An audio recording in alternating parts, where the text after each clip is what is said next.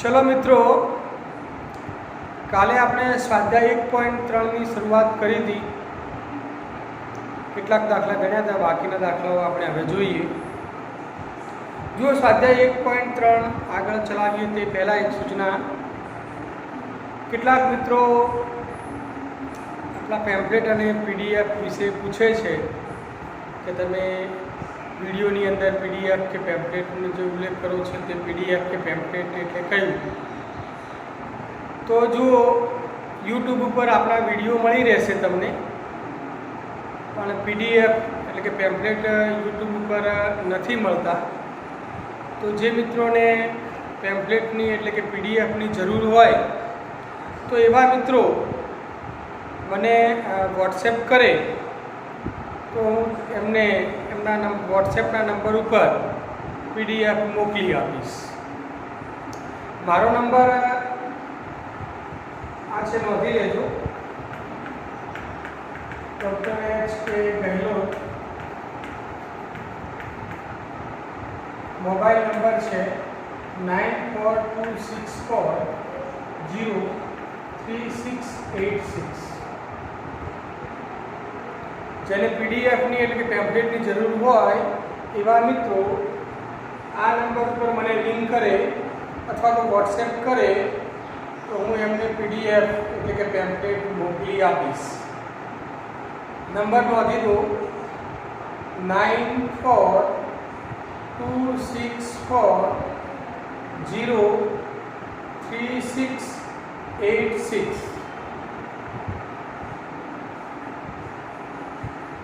ચાલો હવે આપણે સ્વાધ્યાય 1.3 માં આગળ।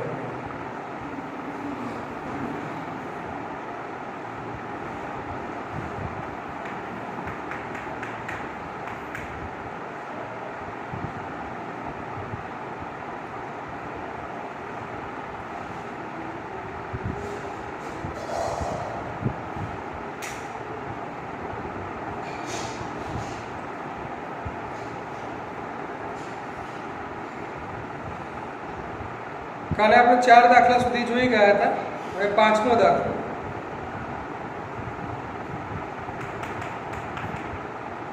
જો a = 5 હોય તો નંબર ઓફ p ને કેટલા ઘટકો હશે?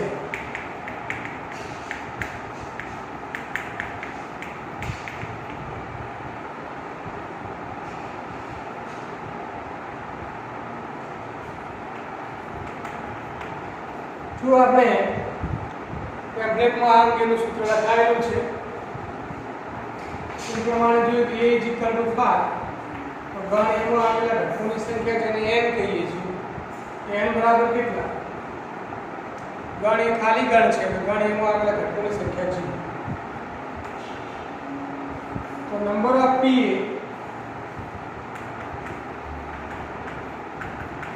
આપણે સૂત્ર લખાયું છે 2:n 2:0 2:11। તો પીએ માં આવેલા ઘટકોની સંખ્યા કેટલી? નંબર ઓફ પીએ કેટલા હશે? પણ એક જ ઘટક હશે।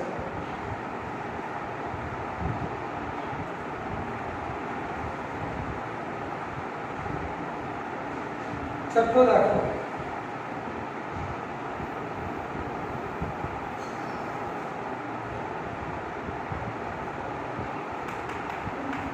छठा પહેલો x such that x belongs to R minus 4 less than x less than equal to 6 અને અંતરાલ સ્વરૂપે દર્શાવો।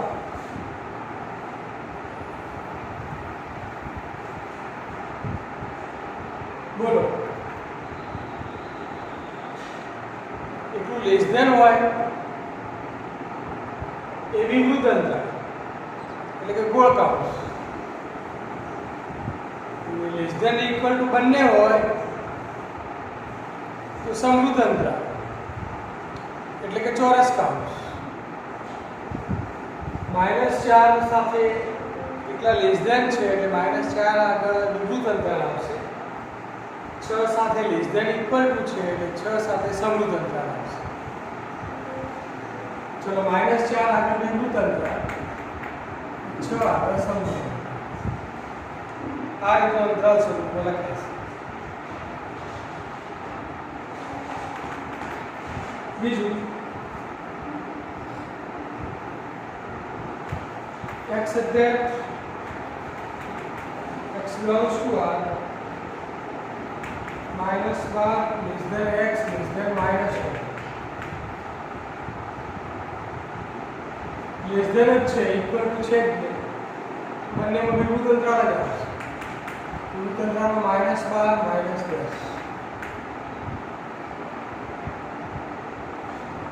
ત્રીજું x is that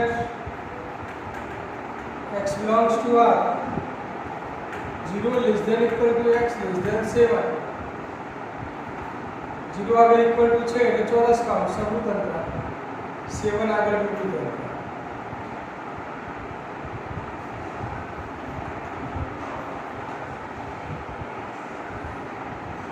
x is that x belongs to r 3 less than equal to x less than equal to 4 બંનેમાં less than equal to છે એટલે ચોરસ count સમૃદ્ધ અંતરાલ 3 4.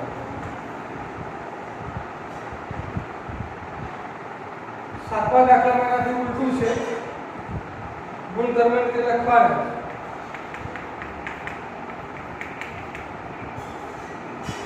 -30 અંતરાલના સ્વરૂપમાં છે, ગુણધર્મના સ્વરૂપમાં લખો તો આનાથી ઉલટું. ચલો શું આવશે? x that x belongs to r વિરુદ્ધ અંતરાલ છે એટલે લેસ ધેન જ આવશે. -3 less than x less than 0.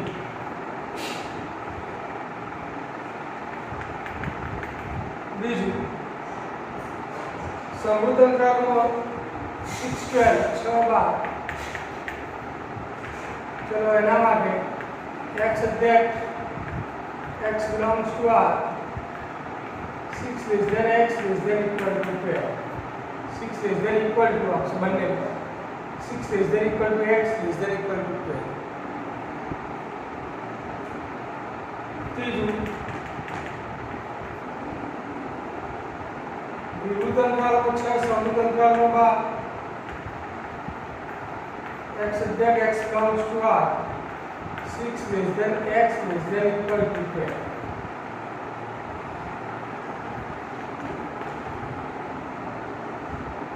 -3 સમૃદ્ધ અંતરાલમાં 5 આગળ વિરુદ્ધ અંતરાલ x that x belongs to r -3 આગળ સમૃદ્ધ અંતરાલ છે એટલે -3 less than equal to x. આ વિરુદ્ધ અંતરાલ છે એટલે less than 5. સમૃદ્ધ અંતરાલ તો less than equal to, વિરુદ્ધ અંતરાલ તો એટલે less than.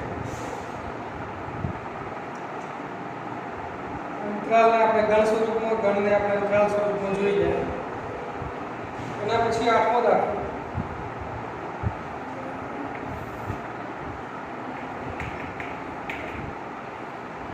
સાર્વત્રિક ગણ લખવાના છે. કાટકોણ ત્રિકોણનું ગણ એનું સાર્વત્રિક ગણ શું લખશું? ગણ એ જ કરવું છે કાટકોણ ત્રિકોણનું ગણ.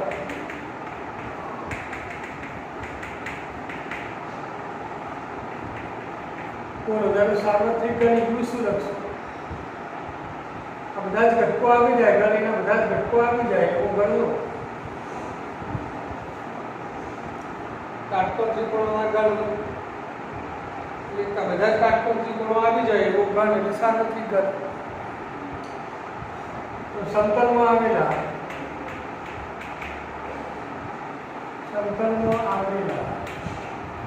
બધા ત્રિકોણોનું ગણ એમાં કાટકોણ ત્રિકોણ આવી એટલે એ ગણ હોય તો આ યુ એનો સાર્વત્રિક. બીજું ગણ બી તરીકે આવેલું છે સમદ્વિભુજ ત્રિકોણોનું ગણ. સમદ્વિભુજ ત્રિકોણોનું ગણ. તો બોલો એનો સાર્વત્રિક ગણ આપણે શું લખશું? તો આનો જ લખી દો એટલે સમતલમાં આવેલા બધા જ ત્રિકોણોનો ગણ લખી દઈએ તો એમાં સમદ્વિ ભુજ પણ આવી જ જાય. સમતલમાં આવેલા બધા ત્રિકોણોનો ગણ એમાં સમદ્વિ ભુજ પણ આવે. પછી નવમા દાખલામાં કીધું છે ગણ ABC ત્રણ આપેલા છે. નીચે ગણ આપ્યો છે એમાંથી કયા ગણને સાર્વત્રિક ગણ તરીકે લઈ શકાય? જો ABC ના ઘટકો જોઈ લો અને ABC ના બધા જ ઘટકો આવતા હોય એવું ગણ તમે લખી A is equal to 1 3 5, B is equal to 2 4 6,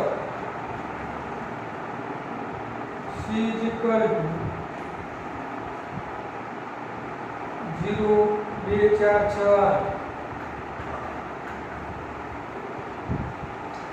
તો બોલો હવે સાર્વત્રિક ગણ U તરીકે શું લઈએ? નીચેના ચાર વિકલ્પો આપેલા છે. A ના ઘટકો આવી જાય, B ના આવી જાય, C ના આવી જાય. બધા જ ઘટકો આવી જાય તો ગણ તમે શોધી લો. તો જુઓ 0 આવી જાય, A B C ના બધા ઘટકો એટલે 0 1 2 3 4 5 6 8. તો 0 થી 8 સુધીના બધા ઘટકો આવતું હોય એવો તમે વિકલ્પ શોધી કાઢો. 0 થી 8 સુધી આવતા હોય એવો બધા જે ત્રીજો વિકલ્પ છે એમાં 0 થી 10 સુધી છે તો એ આપણે સાર્વત્રિક ગણ તરીકે લઈએ. ત્રીજો વિકલ્પ છે 0 1 2 3 4 5 6 7 8 9 10. આ લઈ લઈએ તો તમે જો A ના બધા ઘટકો આ U માં છે, B ના બધા ઘટકો આમાં U માં છે અને C ના પણ બધા ઘટકો U માં છે. તો પછી આ U ને શું કહેવાય? A B C નો સાર્વત્રિક ગણ કહેવાય. ત્રીજો વિકલ્પ લઈ શકાય છે. તો જુઓ સ્વાધ્યાય 1.3 અહીંયા પૂરું થયું. હવે એના પછી નોંધ આવે છે વેન આકૃતિ. હવે વેન આકૃતિ કોને કહેવાય?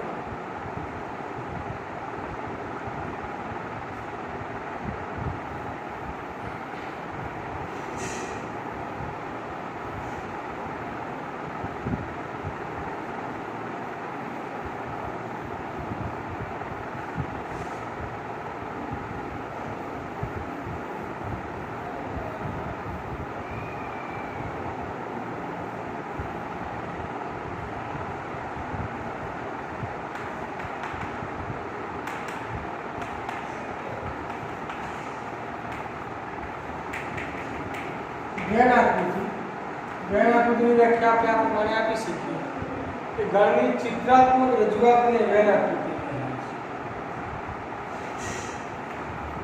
ગણની ચિત્રાત્મક રજૂઆતને વેન આકૃતિ કહેવાય છે. વેન આકૃતિ એટલે ગણને આપણે ચિત્ર સ્વરૂપે રજૂ કરીએ. ગણની ચિત્રાત્મક રજૂઆત એને આપણે વેન આકૃતિ કહીશું. કેટલાક ગણની વેન આકૃતિ નીચે પ્રમાણે છે.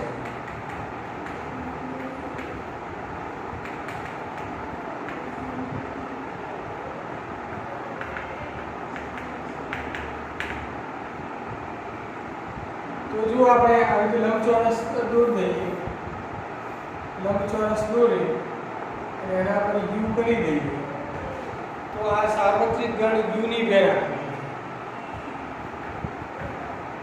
આ વેન આકૃતિ કોની છે?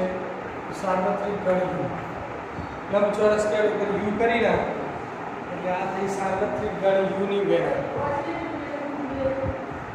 તો બીજી રીતે સાર્વત્રિક ગણ U ની અંદર આપણે કોઈ ગણ ઈ દર્શાવવું હોય તો આ દર્શાવી શકાય. આ ગણ એની વેન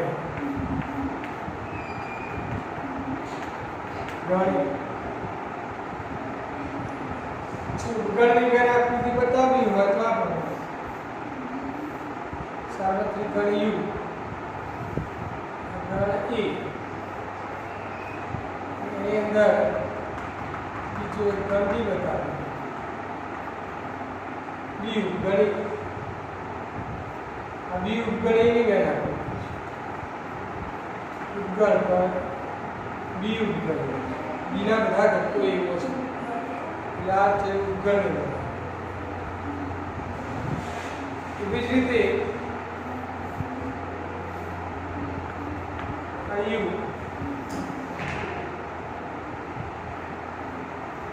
આ રીતે આગળ બી હોય આ એ હોય તો આ કોઈ ઉદ્ગલની જ આકૃતિ છે. આ એ ઉદ્ગલની તો આવી રીતે અલગ અલગ ગણની આપણે વેન આકૃતિ જેમ જેમ નોટમાં જોઈશું કરતા રહીશું તેમ દોરતા રહીશું. ચલો વેન આકૃતિ પહેલી નોંધ હતી, એના પછી બીજી નોંધ આવે છે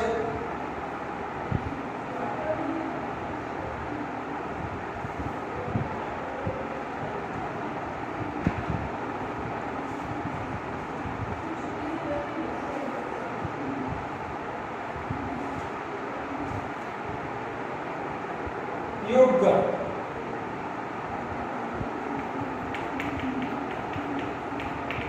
યોગગણ કોને કહે? તમે આઠમા ક્રમમાં ભણી ગયા, આઠમા ક્રમમાં આવી ગયું છે યોગગણ. તો એની વ્યાખ્યા આપણે જોઈએ.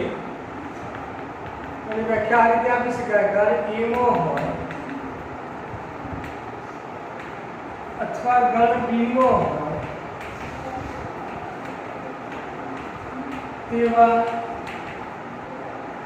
તમામ ઘટકોથી બનતા ગણને ગણ એ અને બી નો યોગગણ કહે છે. યોગગણની વ્યાખ્યા શું? ગણ એ માં હોય અથવા ગણ બી માં હોય તેવા તમામ ઘટકોથી બનતા ગણને ગણ એ અને બી નો યોગગણ કહે છે. તેને સંકેતમાં એ યોગ બી વડે દર્શાવાય.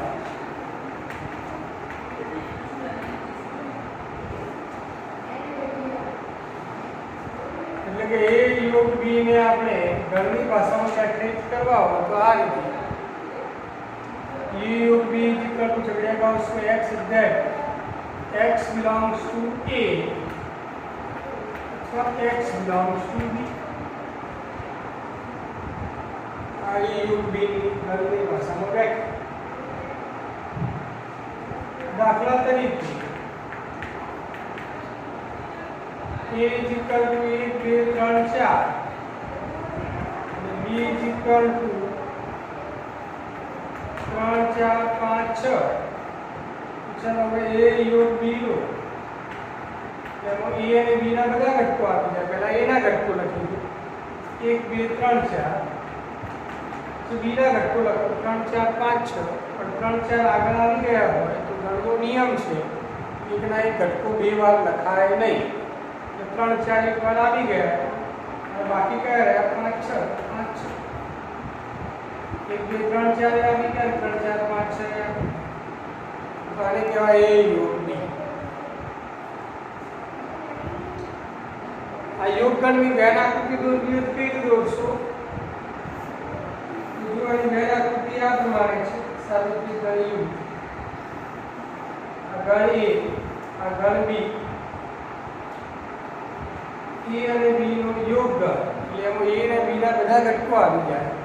બધા ઘટકો આવી જાય તો a યોગ b માટે લાઈનિંગ આ રીતે કરે. આ કહેવાશે a યોગ b. યોગગણ મેળવવાની જે આ ક્રિયા છે આપણે a યોગ b મેળવી તો યોગગણ મેળવવાની ક્રિયાને યોગ ક્રિયા કહે છે. કોઈ એક શબ્દ આપ્યો છે યોગ ક્રિયા. યોગ ક્રિયા એટલે શું? યોગગણ મેળવવાની ક્રિયા એટલે યોગ. હવે આ યોગ ક્રિયા સાથે યોગગણના ગુણધર્મો શું છે તો એ નથી શીખ્યું.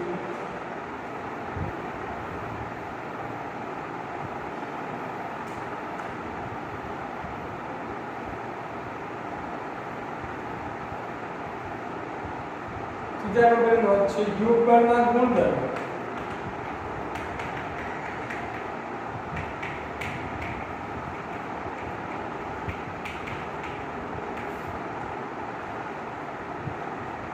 પહેલો ગુણધર્મ છે ક્રમનો નિયમ. ક્રમનો નિયમ એટલે કે a યોગ b હોય તો એના બરાબર b યોગ a લખી શકાય.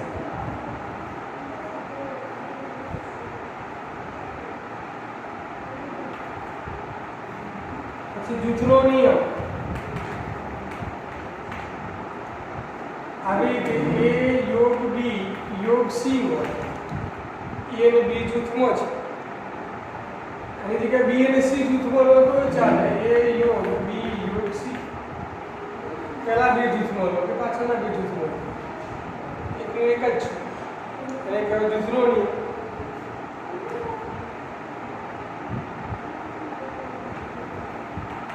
એકમ ઘટક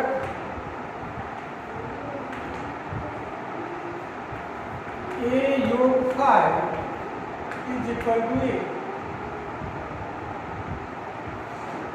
આ સાથે યોગગણ, ખાલી ગણ સાથે યોગગણ કરવાથી કંઈ ફેર પડતો નથી. a યોગ 5 એટલે એ જ મળે. આ સાથે યોગગણ કરવાથી કોઈ ફેર ના પડતો હોય તો 5 ને શું કહેવાય? યોગગણનો એકમ ઘટક, યોગગણનો તટસ્થ ઘટક એટલે 5 ને યોગગણનો એકમ ઘટક પણ કહેવાય, 5 ને યોગગણનો તટસ્થ ઘટક પણ કહેવાય. કારણ કે 5 સાથે યોગગણ કરવાથી કોઈ ફેર નથી પડતો, માટે 5 એ યોગગણ માટેનો તટસ્થ ઘટક છે. પછી u નો નિયમ. a યોગ u હોય, a યોગ u હોય તો શું થાય? તો આમાં જે મોટો ગણ હોય, યોગગણનો જે મોટો ગણ હોય તે આવે u આવશે.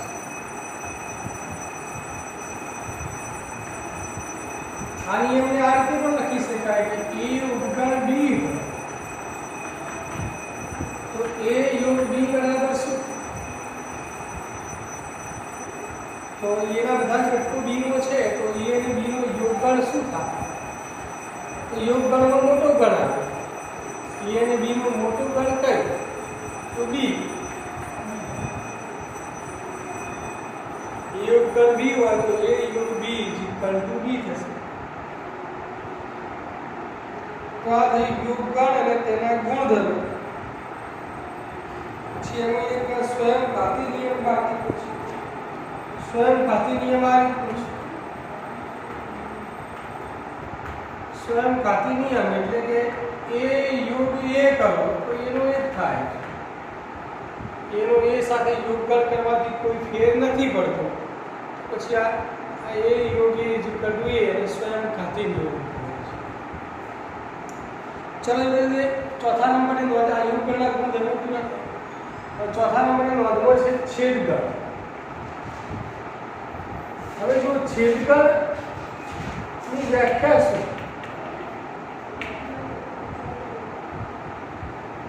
જેવી રીતે યોગગણની વ્યાખ્યા જોઈ ગયા એવી રીતે છેદગણની વ્યાખ્યા આપણે જોઈએ.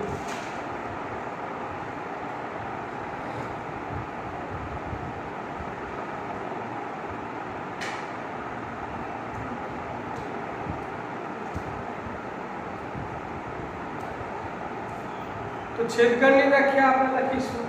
ગણ a અને b બંનેનો સામાન્ય હોય,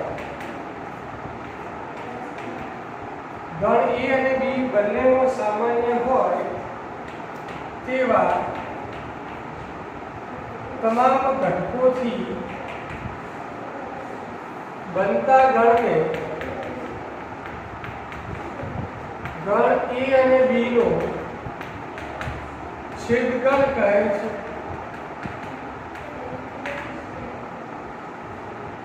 ગણ a અને b બંનેમાં સામાન્ય હોય તેવા તમામ ઘટકોથી બનતા ગણને a અને b નો છેદગણ કહે છે. તેને સંકેતમાં a છેદ b વડે દર્શાવાય છે. a a છેદ b ને ગણની ભાષામાં વ્યાખ્યાયિત કરવું હોય તો આ રીતે a છેદ b છગડીયા કૌંસમાં x then x belongs to a અને x belongs to b યોગગણમાં અથવા આવતું તો છેદગણમાં અને આવશે. ઉદાહરણ તરીકે આપણે દાખલા તરીકે a is equal to 1 2 3 4 b is equal to 3 4 5 6 a છેદ b તરીકે શું આવશે? a અને b બંનેમાં સામાન્ય હોય તેવા ઘટકો કયા તમે જોઈ શકો છો. કયા ઘટકો આવશે? a માં b બંનેમાં હોય એવા ઘટકો. 3 બંનેમાં છે, 4 બંનેમાં છે. a છેદ b તરીકે આવશે 3 4.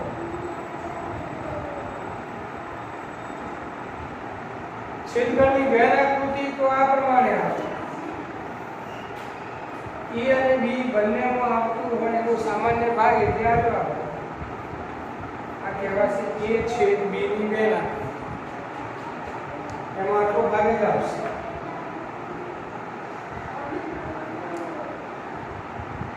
છેદગણ મેળવવાની આ જે ક્રિયા છે એને છેદ ક્રિયા, જેવી રીતે યોગગણ મેળવવાની ક્રિયાને આપણે યોગ ક્રિયા કહીએ છીએ, એવી રીતે છેદગણ મેળવવાની ક્રિયાને આપણે છેદ ક્રિયા કહીશું. હવે છેદગણના ગુણધર્મો જોઈ લઈએ. 5મા નંબરનો નોંધવો છે છેદગણના ગુણધર્મો.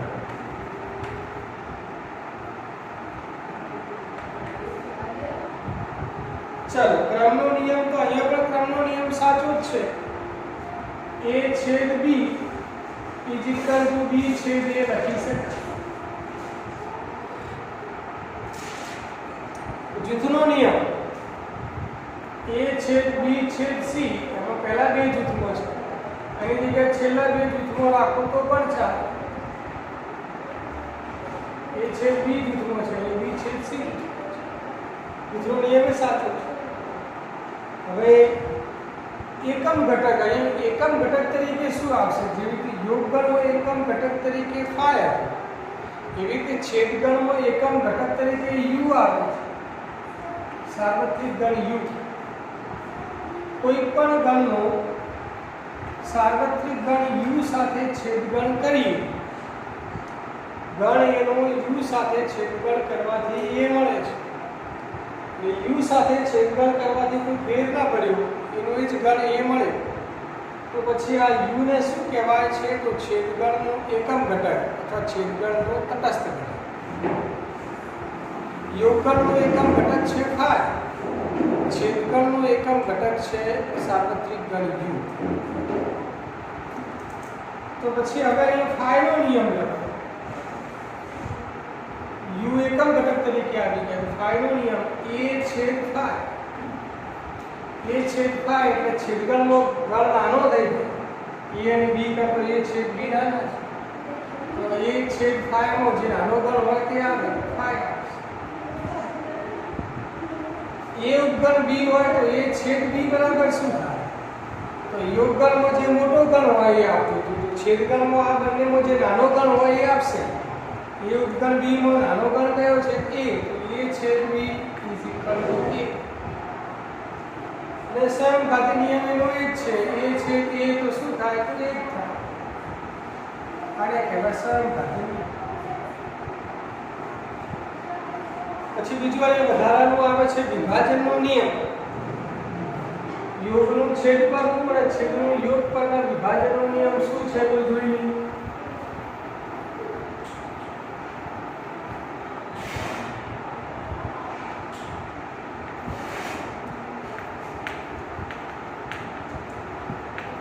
વિભાજનના નિયમ બે નિયમો છે. જેવી રીતે જોઈએ a યોગ b છેદ c.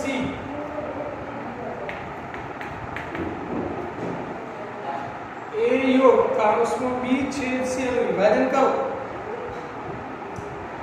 એટલે a યોગ પહેલા b સાથે આવશે, પછી a યોગ c સાથે આવશે. એક કૌંસનું વિભાજન થશે અને બે અલગ અલગ કૌંસ બનશે. કઈ રીતે? a યોગ b પહેલા કૌંસમાં આવશે a યોગ b, પછી બી અને સી વચ્ચે શું છે? છેદ. તો અહીંયા છેદ. પછી એ યોગ સી, એ અને યોગ જોડાયેલા જ છે, ધ્યાન રાખો. એ યોગ બી પછી એ યોગ સી. એ યોગ બી અને એ યોગ સી ની વચ્ચે શું આવશે? તો આના છેદ. એને કહેવાય યોગનું છેદ પરનું વિભાજન. એવી રીતે છેદનું યોગ પરનું વિભાજન એટલે એ છેદ બી યોગ સી લખવું હોય, જે રીતે એની સાથે યોગ જોડાયેલા હતા એવી રીતે એની સાથે છેદ જોડાયેલા. તો બોલો બે કાઉન્સ થશે. પહેલો કાઉન્સ એ છેદ બી, પછી આ બંને વચ્ચે યોગ છે એટલે અહીંયા યોગ, પછી એ છેદ સી. આ વિભાજનના બે નિયમો છે.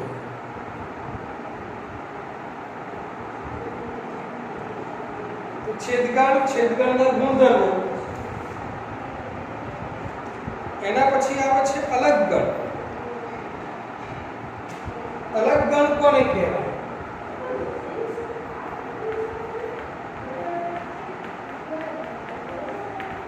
અલગ ગણ એટલે કે જેનો છેદગણ ખાલી ગણ, જે ગણની વચ્ચે સામાન્ય કોઈ ઘટક ન હોય.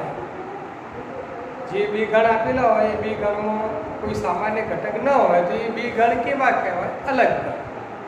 સામાન્ય ઘટક ન હોય એનો મતલબ શું થયો? કે છેદગણ ખાલી ગણ. ગણ એ અને બી માટે જો a છેદ b ઇક્વલ ટુ 5 હોય તો ગણ a અને b ને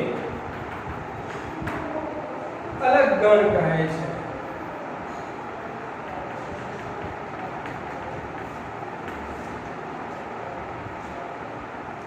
બે આકૃતિને દોરવી હોય તો આ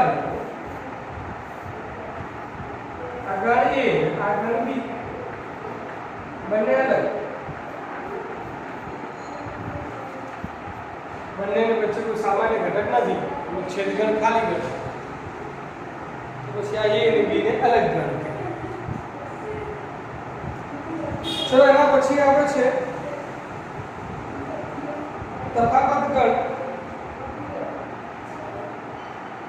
તફાવત ગણ અને એના ઉપર આધારિત ઉદાહરણોની ચર્ચા આપણે હવે પછીના લેક્ચરની અંદર આપણે કરીશું. આજ આટલા સુધી રાખીએ છીએ. ફરી એકવાર જે મિત્રો YouTube ઉપર વિડીયો જોઈ રહ્યા છે અને આપણા ગ્રુપમાં સામેલ નથી તો એવા મિત્રોને પેમ્ફલેટની જરૂર હોય એટલે કે પીડીએફની જરૂર હોય તો મને મેં જે મોબાઈલ નંબર આપ્યો છે એ નંબર ઉપર રિંગ કરે અથવા તો વોટ્સએપ કરે તો હું એમને પીડીએફ મોકલી આપીશ. મારો મોબાઈલ નંબર ફરી એકવાર નોંધી દો 9426403686 9426403686. ચલો તો આજે આટલા સુધી રાખીએ છીએ. કાલે આપણે આગળ વધીશું.